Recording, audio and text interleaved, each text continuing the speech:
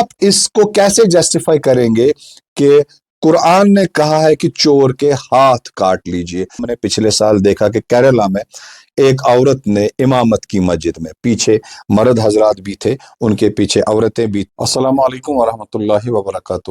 آج کرو اس کینسن اسلامی قوانین پہ کت تو ازک سن مہمان چھ مولانا بشیر احمد نہامی صاحب، یمو زن فضیلہ کورمت مدینہ پاک یونیورسٹی پہ 7 ورین مدینہ شریف، تو یمن اسلام کن وارین فنونن پہ اخ ہولڈ، یم فن قرآن تہ زان اخ وسیع ذہن دتمت۔ ییٚلہِ أسۍ کتھ ٲسۍ کران یہ پروگرام ریکارڈ کرنے برونٹھ، بہٕ گوس حٲران کہ یمو کر مےٚ سۭتۍ نیوٹنز لان پہ کت، اسپیشل تھیوری آف ریلیٹیوٹی پہ تہ کت، تو اس کر کینٛہہ کاسمولوجیکل ایونٹس تہ پانہٕ ؤنۍ ڈسکس۔ تو یُس زن یہ أزیُک پروگرام چھُ، یہ چھُ اتھ منٛز چھِ أسۍ کینٛہہ ٹیٚٹھۍ سوال تہ کٔرمٕتۍ۔ امیُک مطلب گوٚو نہٕ أسۍ چھِ یہ ایڈوکیٹ، یہ فلاسفی ایڈوکیٹ کران یا یم کنسپٹس ایڈوکیٹ کران، سٲنۍ ہمیشہ آسان یہے کوشش کہ اس گژھِ اعتراضات کی جڑ تک ہم پہنچے اور اسلام کی جو صحیح پکچر ہے وہ لوگوں تک ہم پہنچانے کی کوشش کر رہے ہیں۔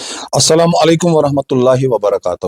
آج کے معاشرے میں ہم دیکھتے ہیں جب نالج ایکسپلوژن بہت زیادہ ہے، فلسفہ بہت زیادہ ابھرا ہے، سائنس کی نئی نئی تحقیقیں ہوئی ہیں، اور لوگوں کے سوچنے کے زاویے بدل گئے ہیں، لوگ مختلف نیریٹیوز کو لے کر سامنے آتے ہیں۔ اس سے کیا ہوتا ہے کہ کچھ آرگنائزڈ ریلیجنز کے بارے میں کوسچنز بھی اٹھتے ہیں، کیا کوئی مذہب انسانوں کو پورے حقوق دیتا ہے؟ آج ہماری ملاقات جو ہم آپ سے کرانے جا رہے ہیں پروفیسر بشیر احمد نہامی صاحب سے، جو الکلیت سلفیہ میں پڑھاتے ہیں، ایک دینی ادارہ ہمارا ہے جو وہاں پر یہ درس و تدریس کا کام کرتے ہیں۔ تو ان سے ہم پوچھیں گے کہ مولانا صاحب، آپ کو پتہ ہے سعودی عربیہ میں دیکھا گیا ہے کہ کرائم ریٹ بہت کم ہوتی ہے ایز کمپیئر ٹو یورپ، جہاں کرائم ریٹ، ریپس، تھیپس، یہ چیزیں ہم عام طور پر دیکھتے ہیں، یا یہاں تک کہ امریکہ میں بالکل ہم نے دیکھتا ہے اسٹوڈنٹ یونیورسٹی یا کالج میں یا سکولز میں گن لے کر بے تحاشا لوگوں کو مارتے ہیں۔ لیکن کچھ اعتراضات اسلام کے بارے میں بھی کیے گئے ہیں کہ اسلام کے کچھ قوانین لوگوں کو ایسے لگ رہے ہیں جیسے وہ ظلم یا زیادتی کے شکار ہوتے ہیں ان قوانین کی وجہ سے۔ میرا پہلا سوال آپ سے یہ ہوگا کہ آپ اس کو کیسے جسٹیفائی کریں گے کہ قرآن نے کہا ہے کہ چور کے ہاتھ کاٹ لیجئے، جبکہ مغربی فلسفی یا جو اورینٹلسٹ ہے یا جو دوسرے ان کے تھنک ٹینک ہے وہ کہتے ہیں کہ یہ ایک ظالمانہ سزا ہے؟ اعوذ باللہ من الشیطان الرجیم، بسم اللہ الرحمن الرحیم۔ اس بارے میں عرض کروں گا، اسلام میں جرم وہ ہے جو منظر عام پر آ جائے، یعنی جو سامنے آ جائے، جو سامنے آ جائے، جو جرم کسی کو معلوم ہی نہ ہو، کسی کو پتہ ہی نہ ہو، وہ جرم ہی نہیں ہے۔ چوری کے بارے میں مغربی دنیا کا جو پروپیگنڈا ہے اس میں زیادہ وزن نہیں ہے۔ سب سے پہلے یہ چور کا ہاتھ کاٹنا سنتے ہی انسان کے دل میں دہشت پیدا ہوتی ہے، بھئی یہ بہت بڑا ظلم ہے۔ دراصل ایسا نہیں ہے۔ چوری پکڑنے کے لیے ہمارے سامنے صرف ایک ہی راستہ ہے، وہ چور کو رنگے ہاتھوں کو اگر پکڑیں گے، ٹھیک، بس اتنا ہی ہمارے پاس۔ اسلام میں اس چور کی سزا جو رنگے ہاتھوں پکڑا گیا، ثبوت کے ساتھ پکڑا گیا، ثبوت کے ساتھ پکڑا گیا۔ اب اگر چور پکڑا گیا تو اس کے بعد ہمیں 7 مراحل سے گزرنا ہے۔ اچھا، 7 مراحل سے۔ سب سے پہلے جب چور قانون کی گرفت میں آ گیا، سب سے پہلے انویسٹیگیشن کی جائے گی، یہ چوری اس نے کسی مجبوری کے تحت تو نہیں کی۔ اچھا، کوئی ایسی مجبوری ہے کہ اس نے چوری کی، اگر یہ مجبوری ثابت ہو گئی تو ہاتھ نہیں کاٹ سکتے۔ اچھا، ٹھیک، یہ ناممکن ہے۔ دوسری چیز، دوسرا مرحلہ ہے کہ اگر ہم نے چور کو دیکھا، ان کے بچے بھوکے مر رہے ہیں، گھر میں کچھ نہیں ہے، افلاس ہے، غربت ہے، تو اس سبب سے چوری کے تو ہاتھ نہیں کاٹ سکتے۔ یعنی کہ پھر سے کوئی زبردست مجبوری ہے، ہاں، ہاتھ نہیں کاٹ سکتے۔ ہو گئی 2۔ تیسری بات یہ ہے کہ اگر کسی نے کسی کو دباؤ کے تحت چوری کروایا، اگر دھمکی دی، اگر چوری نہیں کرو گے تو ہم مارو گے، تو ہاتھ نہیں کاٹا جائے گا۔ ہو گئی 3 مراحل۔ اگر کوئی مظلوم انسان اس کا 1,00,000 کسی ظالم کے پاس ہے، وہ ٹال مٹور کر رہا ہے، کل دوں گا پرسوں دوں گا، دے نہیں رہا ہے، تو اس نے اس کو چوری کی، اگر یہ پکڑا گیا تو ہاتھ نہیں کاٹا جائے گا۔ اس کے بعد اگر کوئی انسان دعویٰ کر رہا ہے کہ فلان نے چوری کی، اس چور کا نام بھی وہ لے رہا ہے، کہتے ہیں جاؤ اس کی تلاشی کرو، پھر پولیس گئے وہاں وہ مال پایا گیا، اس پر بھی ہاتھ نہیں کاٹا جا سکتا۔ اچھا، کیوں؟ یہ شک ہو سکتا اس کے ساتھ کوئی دشمنی ہوگی، اس نے جان بوجھ کر اس کے گھر میں مال ڈلوایا ہوگا اس کو پکڑوانے کے لیے، یعنی کہ تحقیق کی ضرورت وہاں پر پڑتی ہے۔ اس کے بعد اگر چور، میں نے پہلے ہی کہا ایک ہی صورت ہے اگر ہم چور کو رنگے ہاتھوں پکڑیں، اب انویسٹیگیشن کے بعد اگر کسی کی چوری ثابت ہو گئی تو اسلام کے یہ جو مغربی پروپیگنڈا جو ہے بس یہ ایک بہت وحشتناک صدا ہے۔ چھٹا مرحلہ، اگر کوئی مال حفاظت میں نہیں ہے، حفاظت میں نہیں ہے، مثلا کسی ویران میدان میں کوئی اٹیچے، اس میں 2,00,000 کوئی آدمی ہے تو لیا،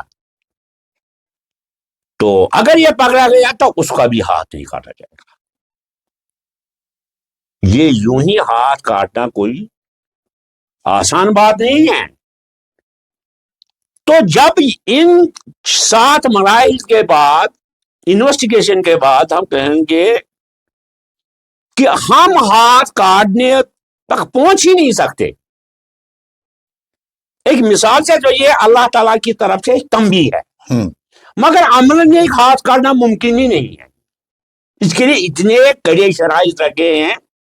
اچھا، اب اگر کوئی پروفیشنل چور ہے، اس کی کوئی مجبوری نہیں ہے، وہ جان بوجھ کر چوریاں کرتا ہے، وہ دوسرا کام کر سکتا ہے، لیکن وہ چوری کو ہی اپنا پیشہ بنا رہا ہے اور اس نے چوری کی، تو اس صورت میں اس کے ہاتھ کاٹے جائیں گے؟ اب میں یہی کہنے والا تھا، قرآن کہتا ہے السارق والسارقۃ، یہاں گرامٹیکلی اللہ تعالیٰ نے اس میں فاعل استعمال کیا سارق۔ سارق کا مطلب ہے وہ چور جس کا کام ہی چوری ہے، یہی چور قرآن سے مراد ہے، یعنی جس نے اپنا پورا زندگی کا مقصد ہی چوری بنایا۔ تو اگر وہ پکڑا گیا اور قانون سے ثابت ہو گیا، نہ کوئی مجبوری ہے، جو میں نے 7 مرحلے بتائے جن میں ہاتھ کاٹنا ممکن نہیں ہے، اس کے بارے میں پھر قانون سوچے گا، کیونکہ ہاتھ کاٹنا آپ یہ نہیں کہہ سکتے کہ کوئی ہاتھ کاٹنے سے، چوری سے پھر توبہ کرے گا، نہیں، جس کو چوری کرنی ہو چوری کرے گا ہاتھ کاٹنے کے بعد بھی۔ شاید مسلمان نے سمجھا کہ اس کا ہاتھ کاٹ گیا، اب وہ اس ہاتھ سے کچھ پکڑ نہیں سکتا، نہیں، یہ بات نہیں ہے۔ اب چوری کی صورت دیکھنے، مثلا یہاں سوال اٹھتا ہے اگر کسی نے 10,000 کی چوری کی، کسی نے 10 کروڑ کی چوری کی، تو سوال پھر بھی اٹھے گا، کوئی کہے گا بھائی یہ تو 10,000 پر بھی ہاتھ کاٹنا ہے اور 10 کروڑ پر بھی، کوئی سمجھے گا چلو میں چوری کروں گا ہاتھ جائے گا لیکن 10 کروڑ ملیں گے، میں تو 3 پیڑھیوں کا عیش کروں گا، نہیں، یہ سچویشن دیکھنی، اگر کسی نے 10 کروڑ چوری کی تو اس کو سب سے پہلے ان 10 کروڑ کو وصول کرنا ہے، اس کے بعد جیل جانا ہے۔ اسلام میں حدود کے بعد ایک قانون تعزیر ہے، تعزیر کا مطلب ہے عدالت وقت کے مطابق خود فیصلہ کر سکتا ہے، جو اللہ تعالیٰ کے حدود سے باہر بھی جا سکتا ہے۔ اچھا، ہو سکتا ہے کسی چور کی سزا قتل بھی ہو سکتی ہے، عمر قید بھی ہو سکتی ہے، لیکن چوری کی نوعیت دے کر صرف یہ فقہی مسائل میں پھر آئے گا؟ فقہی مسائل نہیں، قانونی مسائل پر میں دیکھتا ہوں، میں اس زمانے میں کانڈ ہوتے ملکوں میں،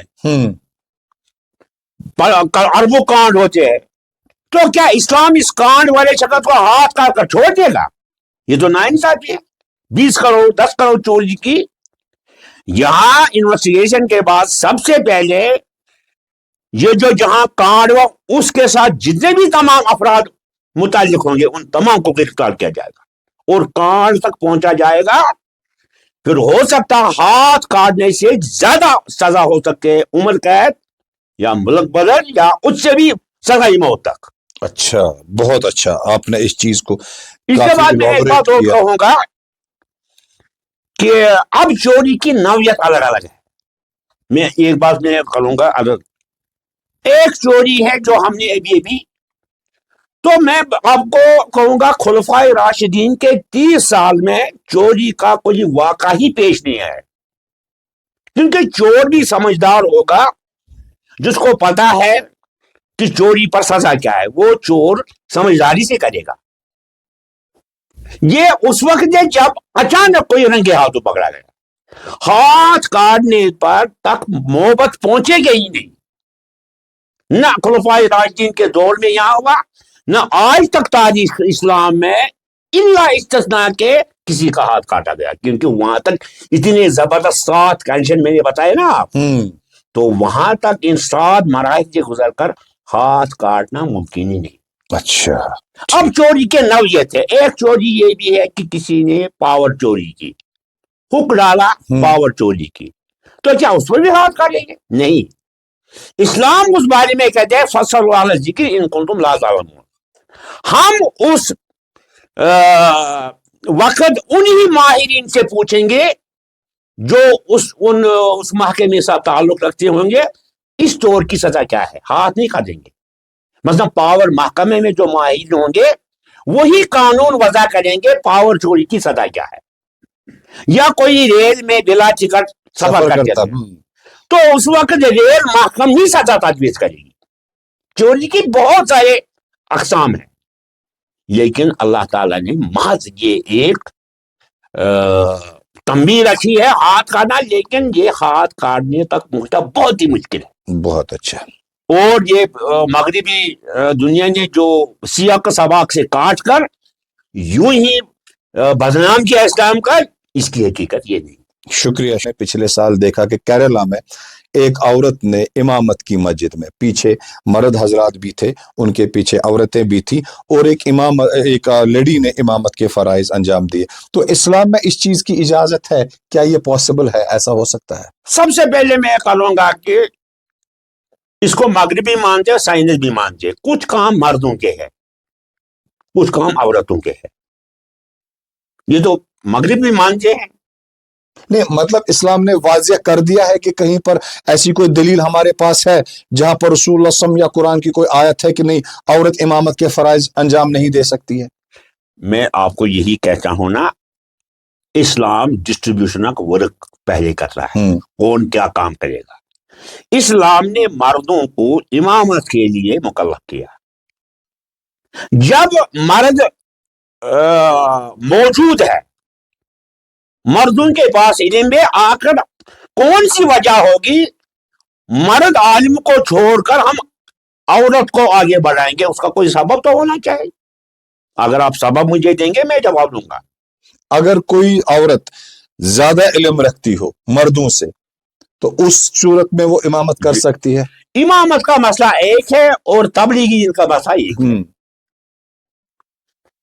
یہ دیکھا جائے گا آج تک 1400 سال تک اسلام میں کوئی ایسی مثال نہیں پائی گئی کہ عورت ہی مرد سے آ گئی. سب سے پہلے اس میں قرآن کا مسئلہ ہے. دنیا کے جتنے بھی تمام حافظین قرآن ہیں وہ سب مرد ہیں. اگر کوئی حافظہ قرآن کی حافظہ ہے تو اگر وہاں مرد موجود ہے آخر کوئی سبب ہوگا نا کہ ہم عورت کو آگے کیوں بڑھائیں گے. کوئی سبب ہوگا. سبب کے بغیر تو نہیں ہم کر سکتے. کیرلا میں یہ جو واقعہ ہوا ہے اس واقعے کے پیچھے کوئی اخلاص نہیں ہوگا. اگر اللہ تعالیٰ نے مردوں کو یہ ذمہ داری رکھی، آخر مرد کے ہوتے ہوئے ہم نے عورت کو آگے کیوں بڑھایا؟ میں اس کو شک کے نظر سے دیکھتا ہوں.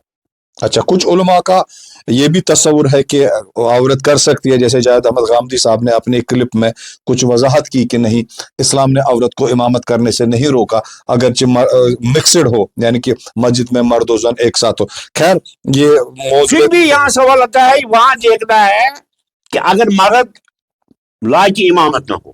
اچھا، اگر مردوں میں کوئی لائق کی امامت ہی نہیں ہے ٹھیک، مگر یہ ناممکن ہے. اچھا ٹھیک. یہ ناممکن.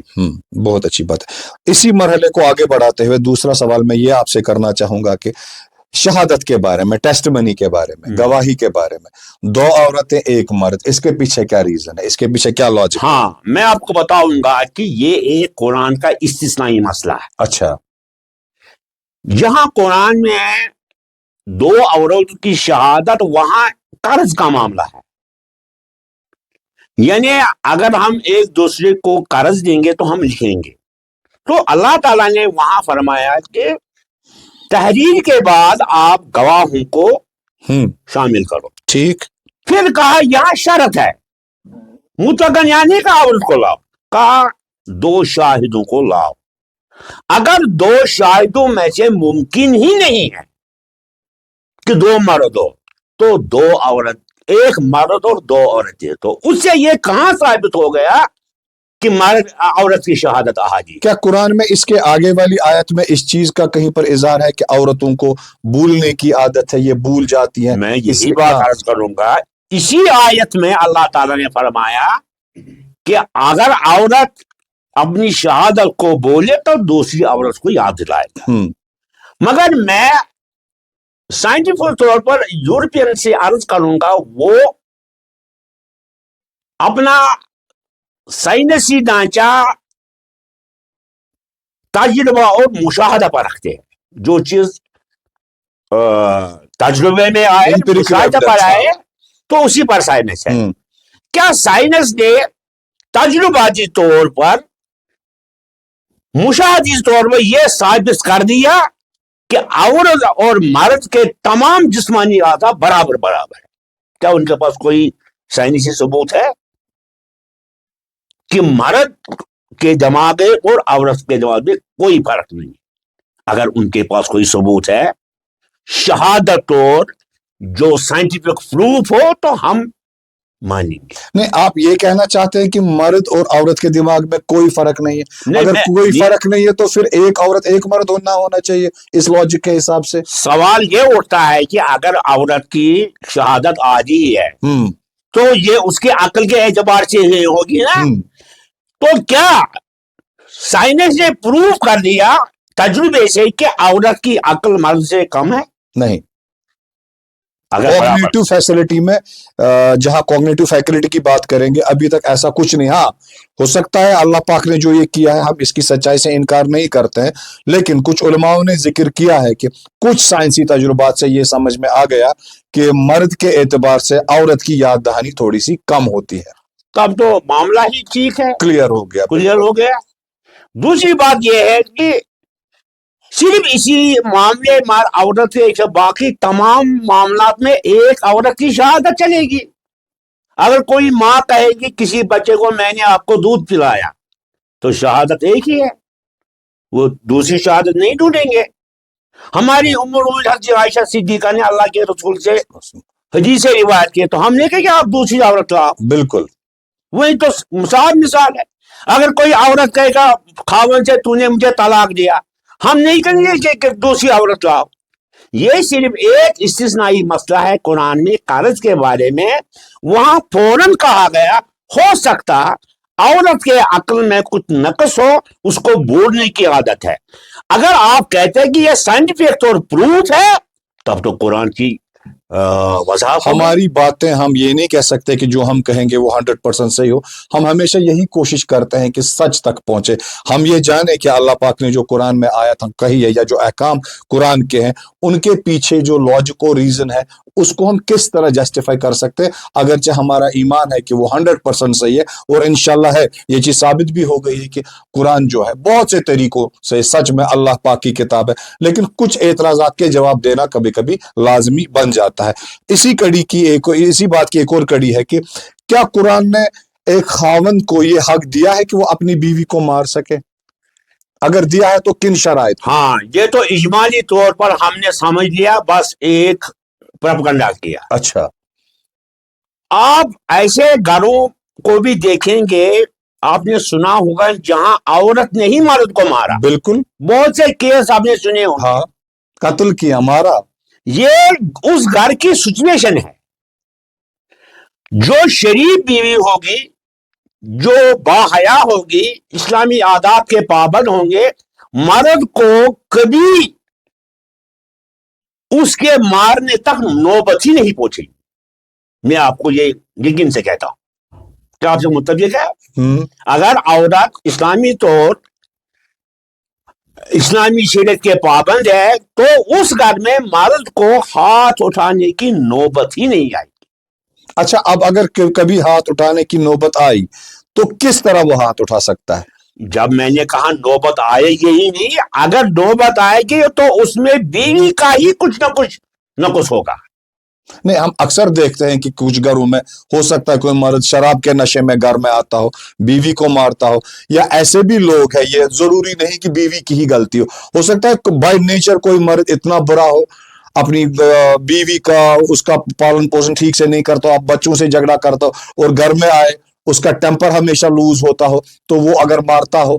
وہ کیسے مارے گا؟ وہ تو شراب میں مست ہے، بد کردار ہے، بے دین ہے، اس کو کہاں مارنے کا؟ نہیں، مطلب کچھ حقوق ہے کہ خاوند کب مار سکتا، مطلب ایسے کوئی اصول یہ ہے؟ سوال ہے. ہاں، خاوند کے مارنے کا میں نے سب سے پہلا وہاں تک نوبت پہنچی گئی نہیں اگر دونوں شریعت کے حدود کے تحت ہو. بالکل یہ ناممکن ہے.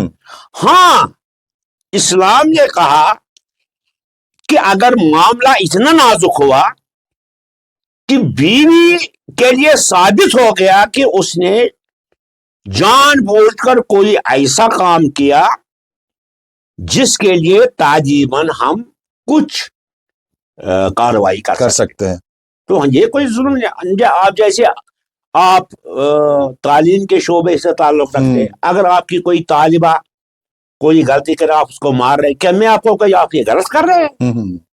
کیونکہ مجھے ریزن پتہ نہیں ہے. تو کوئی ریزن ہوگا ضرور کہ مرد کو آخر کیوں یہ مشورہ دیا کہ اپنی بیوی کو مارے. وہاں تو کنڈیشن ہی ہمیں پتہ نہیں ہے. اچھا، اب اگر وہ کنڈیشن آ گئی جہاں پر اس کو مارنا پڑے تو وہ کیسی مار ہو سکتی؟ ہاں، وہ بطور تنبیہ غیر مبرح. اچھا، ایک معمولی سی ہلکی بالکل ہلکی کہ ایسی نہ کہ زخمی ہی کر دے. اور یہ بھی زندگی میں اللہ کے رسول کے زمانے اور صحابہ کے زمانے میں یہ واقعہ پیش ہی نہیں آیا. یہ یوں ہی مفروضہ رکھا گیا، ارے دیکھو اسلام میں مرد کو یہ پاور ہے کہ عورت کو ماری. ارے یہ ممکن ہی نہیں ہے. اگر دونوں شریعت کے پابند ہے تو کبھی دونوں کے درمیان ایسا اختلاف ہوگا ہی نہیں کہ مرد کو مارنے کی ضرورت پڑے گی. نہیں، آج کل ہم دیکھتے ہیں ہمارے گھروں میں اکثر میاں بیوی کے بیچ میں جھگڑے ہوتے ہیں اکنامک کنڈیشنز کی وجہ سے یا کوئی اور وجوہات ہو سکتی ہے. تو اس میں بھی جو قرآن نے تنبیہ کیا ہے وہ کافی نرمی سے مارنا ہے، زخمی حالت میں نہیں کرنا ہے، یا مارنا بھی اس کو نہیں کہہ سکتے. قرآن نے ایکچولی کیا کہا ہے اس کے بارے میں؟ اس کے بارے میں سب سے گھر کی پوزیشن دیکھنی ہے. اگر وہ دیندار گھر ہے، میاں بیوی شریعت کے پابند ہے، تو وہاں یہ ناممکن ہے کہ مارنے پر نوبت پہنچے گی. اچھا، اب اگر خاوند شرابی ہے، بد کردار ہے، نماز نہیں پڑھتا، عورت صالح ہے، تو اس خاوند کو ہم کیسے اجازت دیں مارنے کا؟ کیونکہ وہ اس لائق ہی نہیں ہے. ہم اس کی مار کو کیسے جواز نکالیں گے؟ وہ خاوند ہی غلط ہے، کیونکہ اس نے بیوی کو ایسے صورت میں مارا جیسے آج کل گھروں میں ہوتا ہے. کیونکہ اسلامی تربیت تو ہر گھر میں نہیں ہے. قرآن جو کلام کر رہا ہے یہ اس گھر کے بارے میں جہاں میاں بیوی شریعت کے حدود کے پابند ہو، حیا شرم حیا ہو، قرآن حدیث کا گھر میں معاملہ، پھر بھی بشریتاً اگر ہلکی سی مارنی پڑی تو بطول تنبیہ جیسے ہم بچے کو تھوڑا سا تنبیہ کرتے اتنا کر سکتے ہیں. بہت اچھا. اچھا، ایک اور بات میں آپ سے جاننا چاہوں گا، کیا عورت گھر سے باہر نکل کر کما سکتی ہے؟ بالکل. اس میں کون سی کس نے روکا؟ اگر شریعت کے حدود کے تحت اپنے لباس میں جائے گی تو کس نے روکا اس کو؟ اس وقت پوری دنیا میں یہ جو سعودی عرب میں رہا ہوں وہاں ہر شعبے میں عورتیں ہیں. آخر کس چیز نے عورت کو کمانے سے روکا. حالانکہ میں آپ کو ایک حدیث پیش کروں گا، بخاری کی حدیث. حضرت عبداللہ بن مسعود ایک ایسے صحابی تھے، وہ تھوڑا غریب تھے، تو وہ کام نہیں کرتے تھے، وہ گھر میں بیٹھے ہوئے تھے، اس کی بیوی ہی کام کرتی تھی. اچھا. اور تعجب کی بات یہ ہے کہ اس کا نام تھا زینب رضی اللہ عنہ. زینب ایک دن اللہ کے رسول کے پاس گئی، اے اللہ کے رسول، میں زکوٰۃ دینا چاہتی ہوں، تو میرے گھر میں اپنا خاوند ہے، کیا میں اس کو زکوٰۃ دے سکتا ہوں؟ اللہ کے نبی نے فرمایا اس میں دگنا ثواب ہے. اب اس حدیث کو دیکھیے، یہاں بیوی خاوند کو زکوٰۃ دے رہی ہے، یہ بخاری کی حدیث ہے. اس کا مطلب ہے اگر عورت کمائے، مگر اسلام میں یہ حق رہا ہے کہ عورت کی کمائی پر مرد کا حق نہیں. اچھا. وہ اس کو مطالبہ نہیں کرتا کہ یہ کمائی میرے حوالے کرو، وہ اس کی اپنی کمائی ہے. اچھا، وہ اس کی کمپلیٹ. ہاں، اگر دونوں میں اتفاق ہو جائے، کوئی کمپرومائز ہو جائے، کوئی جائیداد خریدیں گے، بزنس کریں گے، یہ الگ بات ہے، لیکن قانونی طور پر مرد کو یہ حق نہیں کہ وہ عورت سے وہ کمائی طلب کرے، نہیں مانگ سکتے. اچھا، اب ہم آخری سوال کی اور آئیں گے. یہ کوشچن میں نے بہت سے اسکالر سے بھی پوچھا، لیکن میں اس بارے میں آپ کی بھی رائے جاننا چاہوں گا. وہ ہے اپوسٹسی، ارتداد کا مسئلہ. آج کل ہم دیکھتے ہیں کہ اگر کوئی غیر مسلمان بن جاتا ہے تو ہم کہتے ہیں کہ نہیں، اس نے کنوکشن کی وجہ سے، ریزن یا لاجک کی وجہ سے اسلام کو تسلیم کیا. اگر آج کے دور میں یہی کوئی الٹا ہو جائے، کوئی مسلمان ہے، اسے لگے کہ دوسرا مذہب اسلام سے بہتر ہے، اس کو لگے، تو اسلام میں اس کے لیے کیا مطلب حکم ہے؟ یہ سب سے بہت بڑی غلط فہمی ہے ارتداد کے بارے میں، اور اس کو اس طرح پیش کیا گیا کہ اس کو قتل کر دو، یہ والا اس طرح پیش کیا گیا، ہم بدنام ہو گئے. سب سے پہلے اس سائنٹیفک دور میں ہم ہندوستان میں رہتے ہیں، ہم سیکولر ملک میں رہتے ہیں. اگر کوئی اس وقت مسلمان غیر مسلم بنے گا تو ہم قتل نہیں کر سکتے، کیونکہ ملک کا کانسٹیٹیوشن ہے، ہر کسی کو مذہب تبدیل کرنے کی آزادی ہے سیکولر ہندوستان کے مطابق. ہاں، اب اگر دارالاسلام ہے، اس وقت بہت سے بے دین یورپ میں ہیں جو کرسچنی کا ارتداد کرتے ہیں، کرسچنی کو چھوڑتے ہیں، ان کو کوئی قتل نہیں کرتا ہے. بالکل. صرف مسلمان میں مرتد کو قتل کریں گے، نہیں، مرتد کو قتل نہیں کرنا ہے، اس کے 4 مراحل ہیں. اگر کوئی مسلمان اعلانیہ مرتد ہوا دارالاسلام میں، وہ وہاں سے بھاگ کر دوسرے ملک میں گیا، تو کوئی اس کو پکڑ نہیں سکتا، گیا تو گیا، کوئی سزا نہیں ہے.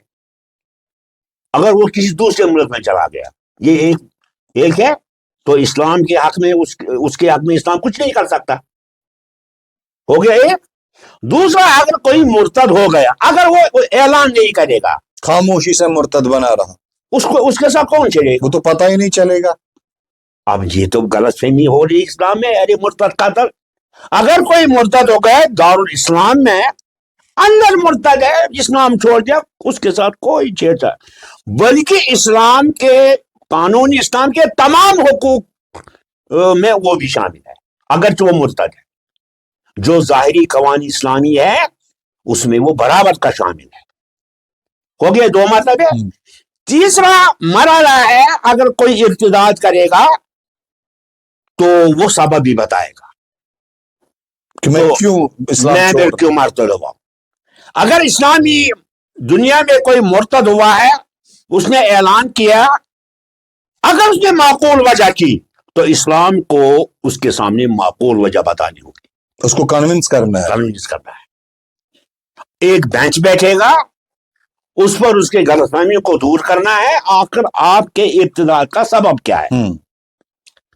اگر وہ معقول دلائل دیں گے جو جن کا تعلق عقیدے سے ہے، قرآن سے ہو، حدیث سے ہو، تو اس کو سمجھایا جائے گا، قتل نہیں کیا جائے گا. یہ تیسرا مطلب. تو اس سے یہ بات ثابت ہو گئی، یوں ہی جو پروپیگنڈا تھا، یار یہ مرتد قتل، اس کے مراحل ہے. اگر کسی مرتد پر خاموش رہا تو کسی کو پتہ نہیں، اگر مرتد ہوا تو اسلامی حکومت کو بلانا ہے، اس کو پوچھنا ہے کہ آپ مرتد کیوں ہیں، اس کے سامنے دلائل دینے، اس کو مطمئن کرنا ہے. अच्छा, अगर वो मुतमईन ना हुआ तो अगर वो मुतमईन ना हुआ, उसके लिए इस्लाम को ऐसे वसाइल से काम लेने चाहे, उनको मुतमईन करना जरूरी है, क्योंकि कुरान में वो दलाइल है जो किसी भी गैर मुस्लिम को मुतमईन करने की ताकत रखता है, वो मुतमईन हो जाएगा। और इब्तिदात का मसला खासकर शख्सी मसला हो सकता है, किसी मुसलमान ने उसको जुल्म किया होगा, या कोई ऐसा जालिम हुक्मरान है, ऐसा कुछ होगा था, इसीलिए मुर्तद होगा, उसके पीछे के वजूहात ढूंढने हैं, हो गई चीज। तो यहां तक मुर्तद का कातिल है ही नहीं। अब चौथा मर्तबा, अगर कोई दारुल इस्लाम से ऐलान करेगा मैंने इस्लाम छोड़ दिया, इस्लाम में जुल्म है, जाती है, फिर इस्लामी मुल्क में से भागकर दुश्मन के साथ मिल गया, अच्छा, बगावत की, एक किस्म की बगावत की, दुश्मन के साथ मिल गया और दुश्मन के साथ आकर दारुल इस्लाम पर हमला करने आया, तो उस वक्त तो हाँ, वो तो जंगी सूरत हाल है उस वक्त, तो उस वक्त तो वहां को छोड़ा जाएगा, कोई नहीं, ये असल में मुर्तद। हाँ, तो मैं नाज़रीन से यही कहूंगा आखिर में कि इमाम इब्न तैमिया को अक्सर कोट किया जाता है, उन्होंने इस्लाम में मुर्तद की सज़ा को कत्ल करार दिया है, या और भी कुछ हवाले हैं, उन पर आगे हम इल्मी दलाइल पेश करेंगे मौलाना साहब, और उस टाइम हम बिल्कुल वजाहतों के साथ इस मसले पर बात करेंगे। शुक्रिया, अस्सलाम वालेकुम।